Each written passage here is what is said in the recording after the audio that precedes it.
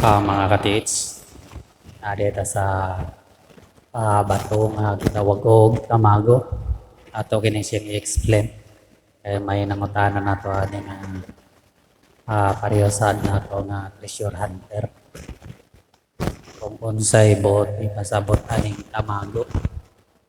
Kining tamago mga katits, lingwahe kini sa mga Spanish kung wala ko masayop. Kunya sa kanji sa mga Hapones, itawag kini siya og tamago yaki or tamago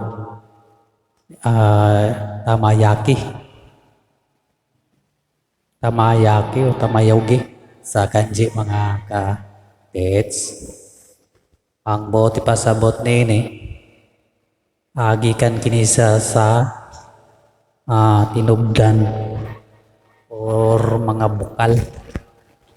Yan mo ni makita mga katits ang tamago. Duha lang ni siya ka klase nga bato mga katits.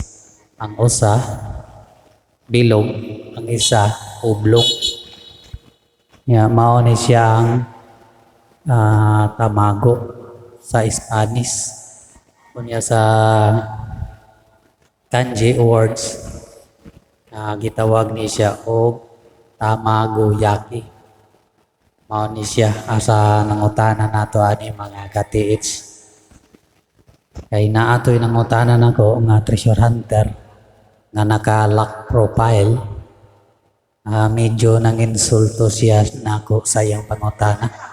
Kay nangita ko niya og picture.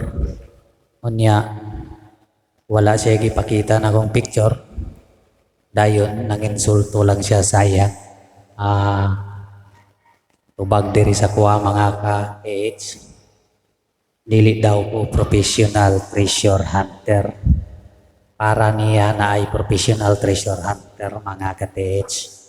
Pero para nako walay professional treasure hunter mga ka-PH. Siya na ang treasure hunter nga professional. Mao na siya no, nakaminos na siya nato mga ka-PH. Mao nang akong tubag sayang pangutana nga ang tamago lingwahe na sa Spanish, kunya sa kanji tamago yaki. Okay mga ka-PH, successful ba ang akong tubag?